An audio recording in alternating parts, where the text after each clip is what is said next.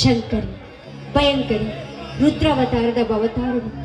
ದುಷ್ಟರನ್ನು ಸಂಹರಿಸಿ ಶಿಷ್ಟರನ್ನು ಕಾಪಾಡೋಕೆ ನೀನೊಮ್ಮೆ ಧರೆಗೆ ಬಾದ. ನಿನಗೆ ನನ್ನ ಕೋಟಿ ಕೋಟಿ ನಮಸ್ಕಾರಗಳು ತಾನೆ.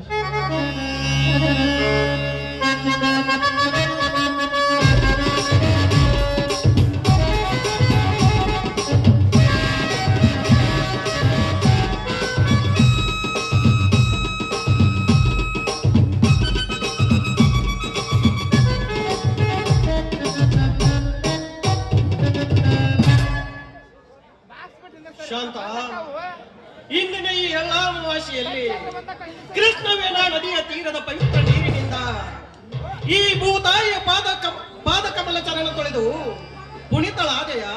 ಹೌದು ಸ್ವಾಮಿ, ನಾನು ಪುನೀತಳಾಗಿದ್ದೇನೆ. ಈ ಭವ್ಯವಾದ ಭಂಗಿಯಲ್ಲಿ ಶೃಂಗಾರಮಯವಾಗಿ ಶೋಭಿಸುವ ಆ ತಾಯಿಯನ್ನು ನಾನು ಭಕ್ತಿಯಿಂದ ಪೂಜಿಸಿ ಧನ್ಯನಾದೆ ಸ್ವಾಮಿ. ಅಂದಹಾಗೆ ನೀವು ಹೋಗಿ ಆ ದೇವರಿಗೆ ನಮಸ್ಕಾರ ಮಾಡಿ ನೀವು ಪಾವನರಾಗಬೇಕಂತ ನಿಮ್ಮಲ್ಲಿ ನಾನು ಕೇಳಿಕೊಳ್ತೇನೆ.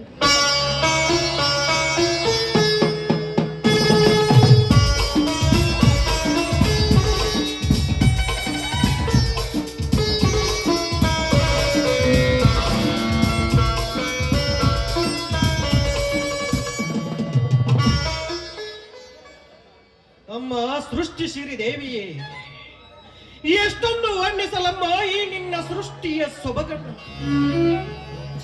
ಕಷ್ಟ ಕಾರ್ಪಣ್ಯದಲ್ಲಿ ಕೈ ತೊಳೆಯುವ ಈ ನಿಷ್ಠೂರ ರೈತನಿಗೆ ನೀ ಅಷ್ಟ ದೇವತೆಯಾಗಿ ದೃಷ್ಟಿ ನೀಡಿದರೆ ನಿನ್ನನ್ನು ಮೆಟ್ಟಿ ಮೆರೆಯುವ ದುಷ್ಟ ಕರ್ಮಗಳನ್ನು ಮೆಟ್ಟಿಸುವನು. ಆದರೆ ಸದಾ ಸತ್ಯ ಧರ್ಮದ ಹಾದಿಯಲ್ಲಿ ನಡೆಯುವ ನನ್ನ ಮನದಾಳದ ಬಯಕೆಯನ್ನು ನೀನು ಅರಿಯದಿರುವೆಯ ಅನಾಥ ಮಕ್ಕಳೇ ನನ್ನ ಮಕ್ಕಳೆಂದು ತಿಳಿದು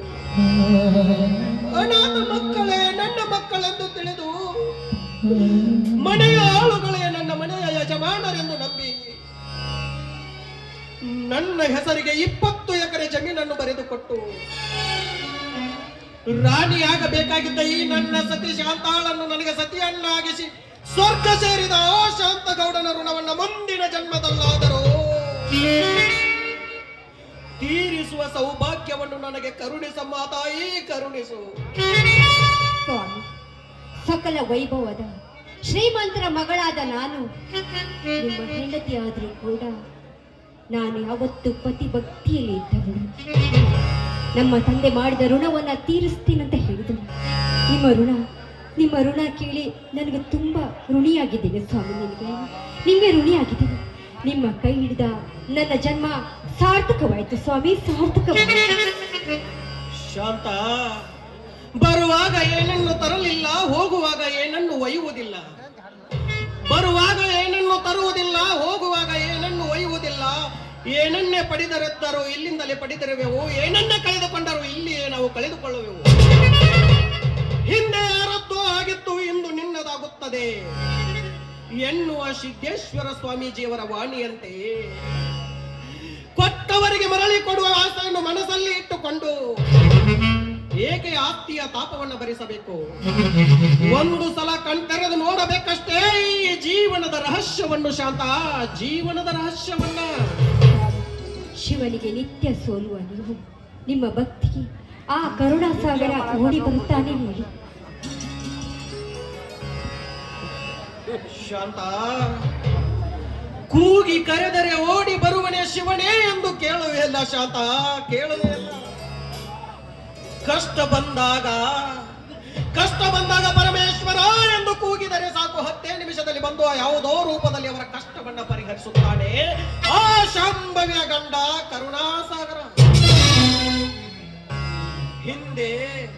ಹಿಂದೆ ಭಗವಂತ ಪರಶುರಾಮನಿಗೆ ಪರಶುವನ್ನು ಕೊಟ್ಟು ಪರಶುರಾಮನನ್ನಾಗಿ ಮಾಡಿದ.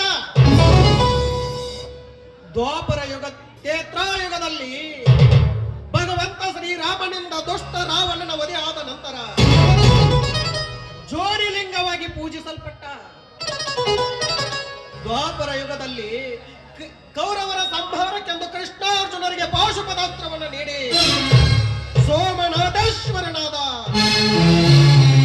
ಹೀಗೆ ಶಾಂತ ಆ ಶಿವನ ಮಹಿಮೆಯನ್ನು ಎಷ್ಟು ಹೇಳಿದರೂ ಸಮಯವೇ ಸಾಲದು ಶಾಂತ, ಸಮಯವೇ ಸಾಲದು. ಆದರೆ ಆದರೆ ಯಾಕೆ ಸ್ವಾಮಿ ಆದರೆ ಅಂತ ಉಸಿರನ್ನ ಯಾಕೆ ಹಾಕಿದ್ರಿ ನೀವು? ನಿನಗೇನೆಂದು ಹೇಳಲಿ ಶಾಂತ, ನಾನೀಗ ಮಾತು ಬರದಿರುವ ಮೂಕನಾಗಿದ್ದೇನೆ ಶಾಂತ, ಮೂಕನಾಗಿದ್ದೇನೆ. ನಿನಗೆ ತೋರಿಸಲು ಕಣ್ಣಲ್ಲದ ಕುರುಡನಾಗಿದ್ದೇನೆ ಶಾಂತ, ಕುರುಡನಾಗಿದ್ದೇನೆ. ನಿಜ ನಿಜ ಹೇಳಬೇಕೆಂದರೆ ಶಾಂತ, ನನಗೆ ತಿಳಿದಿದೆ ಸ್ವಾಮಿ, ನನಗೆ ತಿಳಿದಿದೆ ನಿಮ್ಮ ಅಂತರಂಗದ ಮರ್ಮ. ಬ್ರಹ್ಮ ಲಿಖಿತವನ್ನ ತಪ್ಪಿಸೋಕೆ ಯಾರಿಂದಲೂ ಸಾಧ್ಯವಿಲ್ಲ ರೀ, ಯಾರಿಂದಲೂ ಸಾಧ್ಯವಿಲ್ಲ. ಸಂಕೋಚ, ನಿಮ್ಮ ಮನಸ್ಸಿನಲ್ಲಿ ಏನಿದೆ ಅಂತ ಅದನ್ನ ಬಿಚ್ಚಿ ನನಗೆ ಹೇಳಿ. ನಾನು ನಿಮ್ಮ ಅರ್ಧಾಂಗಿ ಅಲ್ವೇನು? ನಾನು ನಿಮ್ಮ ಅರ್ಧಾಂಗಿ ಅಲ್ವಾ? ಶಾಂತ, ಅರ್ಧಾಂಗಿ?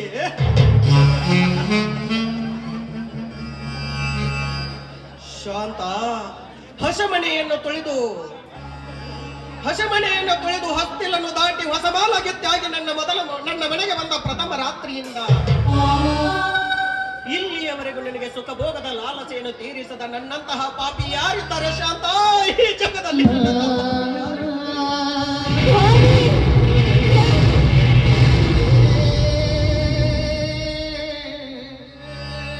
ಸ್ವಾಮಿ, ನೀವು ಪಾಪಿ ಅಲ್ಲ. ನನ್ನ ಕೊರಳಿಗೆ ಮಾಂಗಲ್ಯವನ್ನು ಕಟ್ಟಿದ, ಅಮರ ಮಾಂಗಲ್ಯವನ್ನು ನೀಡಿದ ನನ್ನ ಪಾಲಿನ ದೇವರು ನೀವು.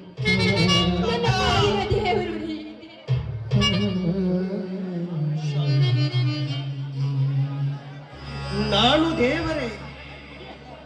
ನಾನು ದೇವರೇ ಶಾಂತ. ಒಣಗಿದ ಭೂಮಿಗೆ ಮೇಘರಾಯನು ಹೋಗರೆದು ಮಳೆ ಆದರೆ, ಸಿಡಿಲು ಗುಡುಗುಗಳಿಲ್ಲದೆ ಹೊತ್ತರಿಸಿ ಹೋದರೆ ಅಂತವನು ದೇವರೇ ಶಾಂತ. ನಿಂತ ನೀರಿನಂತೆ ಕಂತೂರಾಯನ ಕೈ ಹಿಡಿದು ಅವಳು ಒಂದು ಅಪ್ಪಿಕೊಂಡಾಗ ಮುತ್ತಿನ ಮಳೆಗರೆಯದೆ ಹೆಳವನಂತೆ ನೆಲ ಹಿಡಿದು ಬಿದ್ದುಕೊಂಡ ಅವನು ದೇವರೇ ಶಾಂತ. ದೇಹಿ ಎಂದು ಬಂದವರಿಗೆ ವರದಾನ ನೀಡದ ನಾನು ದೇವರಲ್ಲ ಶಾಂತ, ದೇವರಲ್ಲ. ನಿನ್ನ ಪಾಲಿಗೆ ಹೇಳಿಯಾಗಿ ಬಂದ ನನ್ನ ಹೇಳಿ ಶಾಂತ.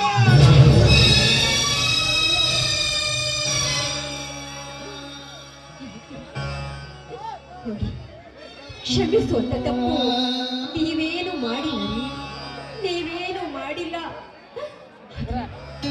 ನೀವು ಮಾಡಿದ ಆ ಒಂದು ಮಾತು ನನ್ನ ಪ್ರಾರಬ್ಧ ಕರ್ಮ ರೀ, ನನ್ನ ಪ್ರಾರಬ್ಧ ಕರ್ಮ.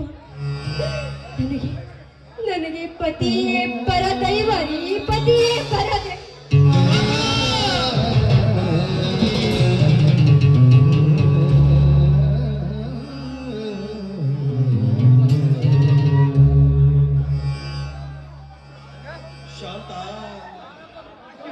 ಪ್ರಾರಬ್ಧ ಕರ್ಮ, ಪತಿಯೇ ಪರದೈವ. ಪ್ರಾರಬ್ಧ ಕರ್ಮ, ಪತಿಯೇ ಪರದೈವ ಎಂದು ನೀನನ್ನು ನಂಬಿ ಕುಳಿತು ನೀ ನಿನ್ನ ಹರೆಯದ ಜೀವನವನ್ನು ಹಾಳು ಮಾಡಿಕೊಳ್ಳಬೇಡ ಶಾಂತ, ಹಾಳು ಮಾಡಿಕೊಳ್ಳಬೇಡ. ನಾನೆಷ್ಟೇ ಡಾಕ್ಟರ್ ಸಲಹೆಯಂತೆ ಪ್ರಯತ್ನಿಸಿದರು ನನ್ನ ಹೊಟ್ಟೆಗೆ ಬಿದ್ದ ಪೆಟ್ಟು ಸುಧಾರಿಸುತ್ತಿಲ್ಲ ಶಾಂತ, ಸುಧಾರಿಸುತ್ತಿಲ್ಲ.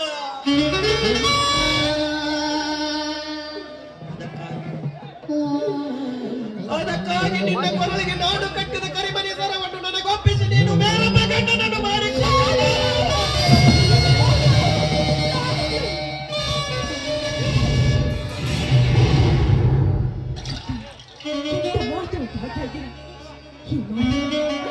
ಈ ಮಾತನ್ನು ನೀವು ಆಡ್ಬೇಡ್ರಿ. ಇಂಥ ಮಾತನ್ನು ನಿಮ್ಮ ಬಾಯಿಂದ ಬರಬಾರದು. ಇನ್ನೊಂದು ಸಲ ನಿಮ್ಮ ಬಾಯಿಂದ ಇಂಥ ಮಾತೆ ಬಂದಿದ್ದೆ ಆದ್ರೆ ನನ್ನ ಮೇಲಾಡೆ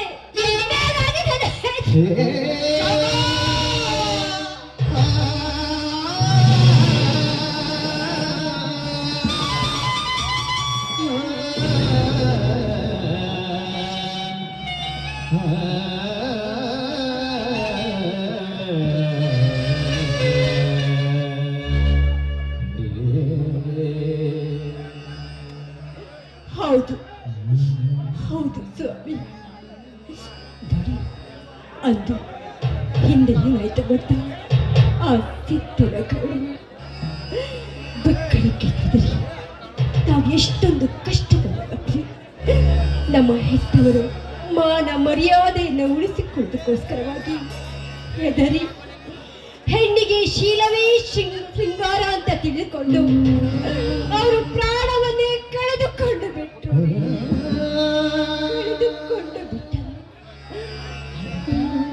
ಅವರ ಹೆಣಕ್ಕೆ ಕಿಚ್ಚು ಕೊಟ್ಟದ್ದು ನೀವಲ್ವೇನ್ರಿ?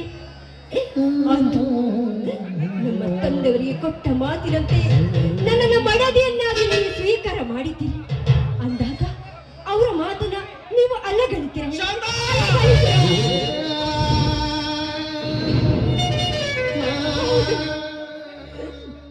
ಹೌದ್ರಿ, ಇಂಥ ಮಾತುಗಳನ್ನು ಆಡ್ತಾ ಇದ್ದೀರಲ್ಲ. ನಿಮ್ಮ ಪುರುಷತ್ವ ಹಾಳಾಗಿದ್ದು ಯಾರಿಂದ ಹೇಳಿ?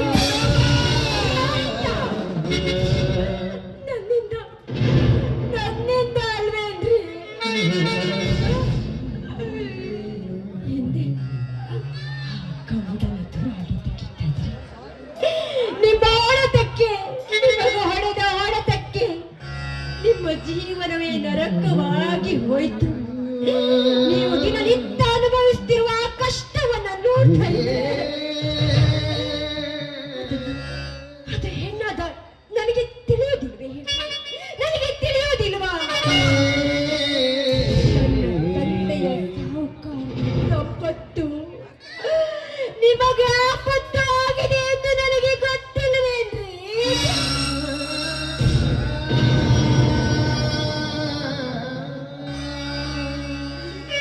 ಶಾಂತಾಳ ಬೇಡ, ಶಾಂತ ಬೇಡ.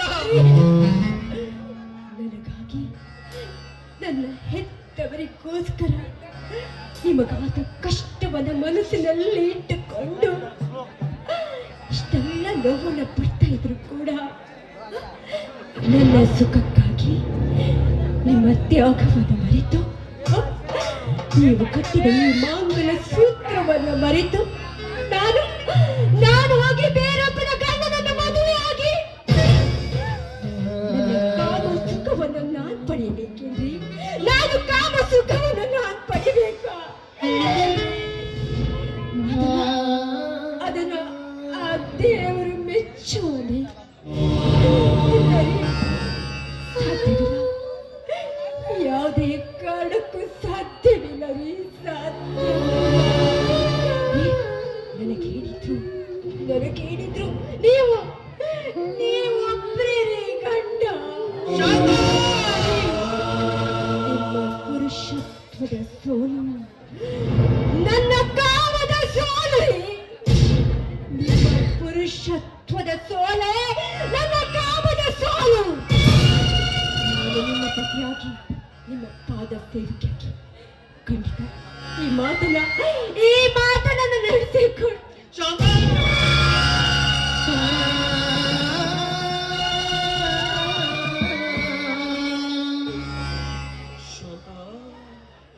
ಎಂತಹ ಕಠೋರ ಮಾತನಾಡಿದೆ ಶಾಂತ, ಎಂತಹ ಕಠೋರ ಮಾತನಾಡಿದೆ.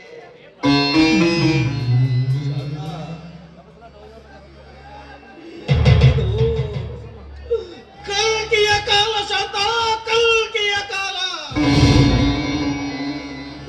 ಶಾಂತ ಇದು ತಿರುಮರುವಿನ ಕಾಲ ಶಾಂತ, ತಿರುಮರುವಿನ ಕಾಲ.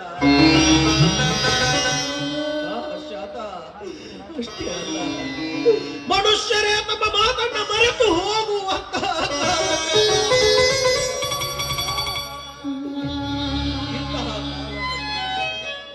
ಇಂತಹ ಕಾಲದಲ್ಲಿ ತನ್ನ ಸತ್ಯ ಮಗನೇ ಕಾಮದ ದೃಷ್ಟಿಯಿಂದ ಜನರು ತುಂಬಿರುವ ಕಾಲ. ಇಂತಹ ಕಾಲದಲ್ಲಿ ಆ ದುಷ್ಟ ಸಹಕಾರಣ ಸಂಪತ್ತು ಈ ಬಡವನ ತಾಕತ್ತಿಗೆ ಆಪತ್ತು ತರದಂತೆ ಬದುಕಲು ಅದು ನಿನ್ನಿಂದ ಸಾಧ್ಯವೇ ಶಾಂತ? ಸಾಧ್ಯವಾದದನ್ನ ಸಾಧಿಸುವುದೇ ಹೆಣ್ಣಿನ ಧರ್ಮ ಅಲ್ವೇ? ಇದಕ್ಕೆ ಆ ಮುರುಳನಾಥೇಶ್ವರನೇ ಸಾಕ್ಷಿ. ಅಷ್ಟೇ ಅಲ್ಲ, ಇದಕ್ಕೆಲ್ಲ ಆ ಶಿವ ಪಾರ್ವತಿಯವರೇ ಸಾಕ್ಷಿ. ಹಾಗಾದರೆ ಶಾಂತ, ಈ ವಿಷಯ ನಮ್ಮಿಬ್ಬರ ಹೊರತು ಬೇರೆ ಯಾರಿಗೂ ಗೊತ್ತಾಗಬಾರದು. ಏಕೆಂದರೆ ಪರರ ಹೆಣ್ಣನ್ನ ಕೇವಲ ತಮ್ಮ ಕಾಮದ ದೃಷ್ಟಿಯಿಂದ ನೋಡುವ ಕಟುಕರು ತುಂಬಿದ್ದಾರೆ ಇಂದಿನ ಸಮಾಜದಲ್ಲಿ. ಒಂದು ವೇಳೆ ಈ ವಿಷಯ ಹೊರಗೆ ತಿಳಿದರೆ ನಿನ್ನ ಶೃಂಗಾರವಾದ ಶೀಲಕ್ಕೆ ಬಂಗಾರದ ಬೆಲೆ ತೆರಬೇಕಾಗುವುದು, ಸುರರ ಸೌಭಾಗ್ಯದ ಋಣಿಯಾಗಿ. ಶಾಂತ, ಸಮರ ಮಾಂಗಲ್ಯದ ಸುಮಂಗಲಿಯಾಗಿ ನನ್ನ ಜೊತೆಗೆ ನೀ ಬಾಳುವೆನೆಂದು ನನಗೆ ಮಾತು ಕೊಡು ಶಾಂತ, ಮಾತು ಕೊಡು. ನೀವು ಹೇಳ್ತಿರೋ ಮಾತು ಸತ್ಯವಿದೆ, ಸತ್ಯವಿದೆ. ಸತ್ಯವಾದ ಸಾವಿತ್ರಿ ಯಮನನ್ನ ಉಳಿಸಿಕೊಂಡು ಆ ದೇವರಲ್ಲಿ ವರ ಪಡೆದ ಹಾಗೆ ಹೆಣ್ಣಿಗೆ ಶೀಲವೇ ಶೃಂಗಾರ ಅಂತ ನಾನು ಹೇಳಿ ಅದು ಒಂದು ವೇಳೆ ಸಾಧ್ಯವಾಗದಿದ್ರೆ ನಾನು ನಿಮ್ಮ ಸತಿ ಅಲ್ಲರಿ. ನಾನು ಯಾವುದೇ ಕಾರಣಕ್ಕೂ ನಿಮ್ಮ ಸತಿ ಆಗಲಾರೆ. ಇದು ನಿಮ್ಮ ಪಾದ ಸಾಕ್ಷಿಯಾಗಿ.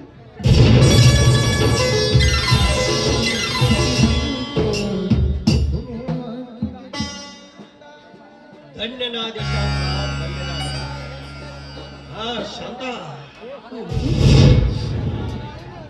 ಎಂತಹ ಕಷ್ಟದ ಪರಿಸ್ಥಿತಿ ಬಂದರು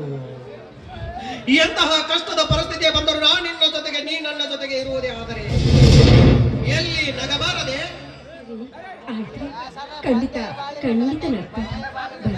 ಈ ಸಮಯದಲ್ಲಿ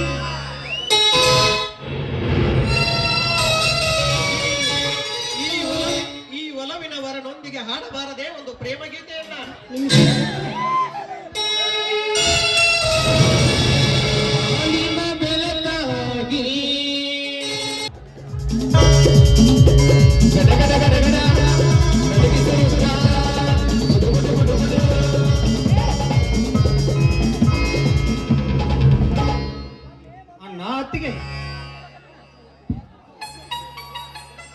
ಬಾರಪ್ಪ ತಮ್ಮ ಬಾ.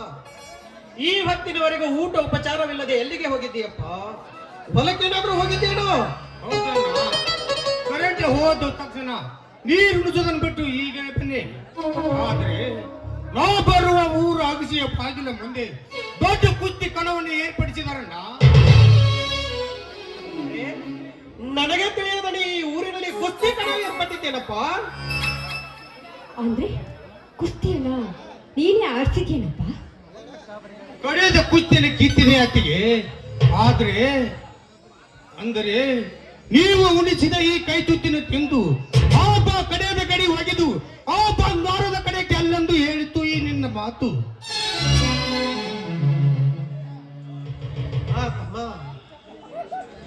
ಈ ನಿನ್ನ ಮಾತನ್ನ ಕೇಳಿ ನನಗೇಕೋ ಭಯವಾಗುತ್ತದೆಯಪ್ಪ. ಏನಿದರ ನಿನ್ನ ರಹಸ್ಯದ ನಡೆ? ಊರಿಗೆ ದೊಡ್ಡವನಾದ ಆ ಸಿದ್ಧುಡುಗನ ಏರ್ಪಡಿಸಿದ ನಾ ಕಣವನ್ನು ಆ ದುಷ್ಟನ ಕಣಕ್ಕೆ ನೀನ್ ಯಾಕಪ್ಪ ಹೋಗಿದ್ದೆ? ತಮ್ಮ, ಈ ನಿನ್ನ ಮಾತನ್ನು ಕೇಳಿ ನನಗೆ ಭಯವಾಗುತ್ತಿದೆಯಪ್ಪ, ಭಯವಾಗುತ್ತಿದೆ. ಜಿಲ್ಲಾ ಸರ್ಕಾರಿ ಸೊಸೈಟಿ ಅಧ್ಯಕ್ಷರನ್ನು, ನಮ್ಮ ಭಾಗದ ಸೊಸೈಟಿ ಅಧ್ಯಕ್ಷರನ್ನು ಕರೆಸಿ ಅವರಿಗೆ ಜೀವದ ಬೆದರಿಕೆ ಹಾಕಿದ ನಾ ಗೌಡ. ಅದರಲ್ಲಿ ಒಬ್ಬ ತಾನೇ ಎದ್ದು ನಿಂತು, ಏನ್ರಿ ಗೌಡ್ರೆ, ಇದು ಪ್ರಜಾಪ್ರಭುತ್ವ, ಇದು ನಮ್ಮ ಹಕ್ಕು, ನಮ್ಮ ಮತ.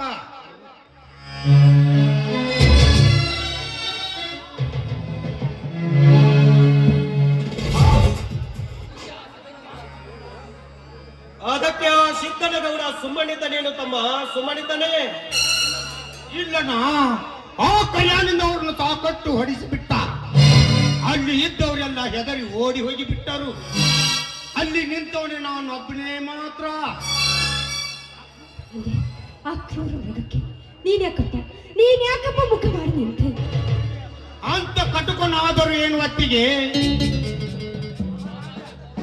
ಮಹಾರಾಜ್ಯ ಕಾಲದಿಂದಲೂ ಅವರ ದುರೋಧನ ಆದರೂ ಏನು ಇದು ಹರಾಮ್ ಕೋರ್ ರಾಮಲಿಂಗನ ತಮ್ಮರನ್ನ ಹೇಳಿ ನೀನು ಎದ್ದು ನಿಂತೇನೆ ಏನನ್ನ ಕರಿಯಾಣ ಹೊಡಿಯಕ್ಕ ನಿಮ್ಮಪ್ಪ ಗೆದ್ದಿ ಹುಟ್ಟಿದಿರೆ ಬಾರೋ ಬಂದು ನನ್ನ ಕರಿಯಾಣ ಕೂಡ ಕುಸ್ತಿ ಆಡಂದನ್ನ. ನೋಡಪ್ಪ ಬೈಗುಳ, ನೀನು ಅಪ್ಪಗ ಹುಟ್ಟಿದ ಮಾತನ್ನೇ ಆಡಿದ್ದೀಯಪ್ಪ. ನೋಡಪ್ಪ, ನೀನು ಮೀಸೆಯನ್ನು ತಿರುವುತ್ತಾ ನೀನು ಹಾಗೆ ಹೇಳಿ ಬಂದ್ಬಿಡ್ಬೇಕಿತ್ತಪ್ಪ, ಬಂದ್ಬಿಡ್ಬೇಕಾಗಿತ್ತು. ತೊಟ್ಟು ಹೊಡೆಯೋದಷ್ಟೇ ಏಕೆ ಅತ್ತಿಗೆ ತನವೇ ನಾನು ಪ್ರತಿಯ ಮೀಸೆ ಅಪ್ಪಗ ಹುಟ್ಟಿದ ಮಗ ನಾನೆಂದು ಎದ್ದೇನೆ. ಕರಿಯಾಣ ಹತ್ತು ಸುತ್ತಿ ಎತ್ತಿಕೊಂಡು ಊರಾಗಿಸಿಯ ಬಾಗಿಲ ಮುಂದೆ ಒಗೆದು ಅವನ ಎದೆ ಮೇಲೆ ಕಾಲಿಟ್ಟು ಕೈಗೆ ಹೊಡೆದು ಬಿಟ್ಟೆ ನಮ್ಮ. ಆವಾಗ ಈ ಭಾಗದ ರೈತರು ಗುಡುಗಿಗೆ ಆ ಧನಿಕನ ಎದೆ ನಡಗಿ ಹೋಯ್ತು.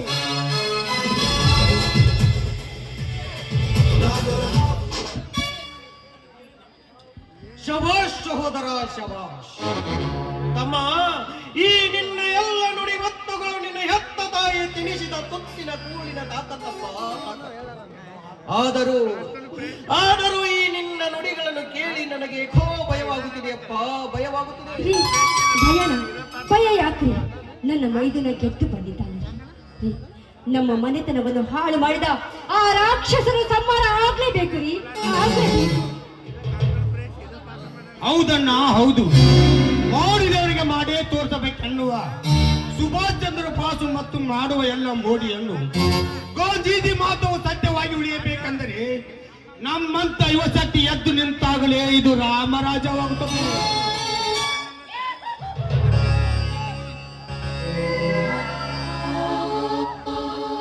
ಅಣ್ಣ ಹೇಳುವ ಮಾತಿನಲ್ಲಿ ಸತ್ಯಾಂಶವಿದೆ ಅಣ್ಣ. ಯುವ ಶಕ್ತಿಯ ವಿದ್ಯುತ್ ಶಕ್ತಿ ಎಂದು ಸ್ವಾಮಿ ವಿವೇಕಾನಂದರು ಹೇಳಿದ್ದಾರೆ.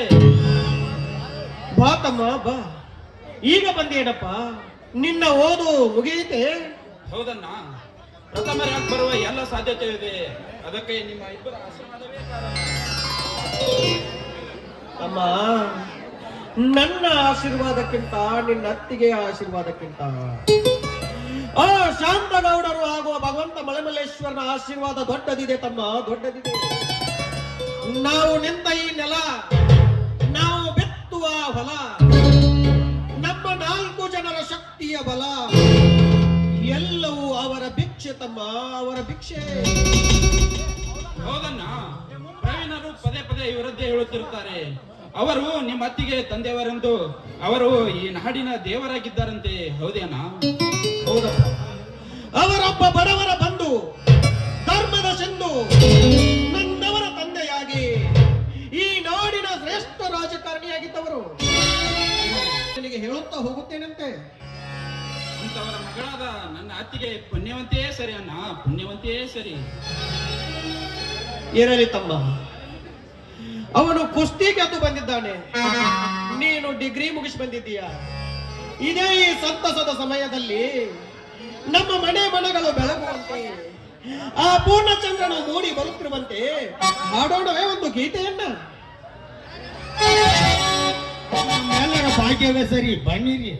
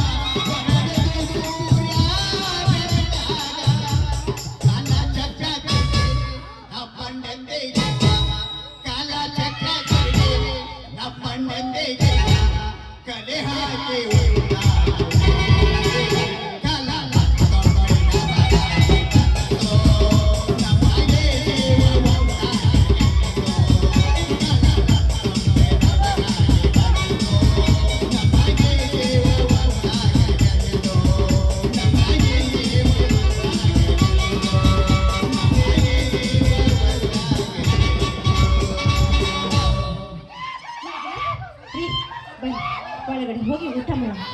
ಹೌದು ನಡಿಯಮ್ಮ, ತುಂಬಾ ಹಸುವಾಗ್ತಿದೆ.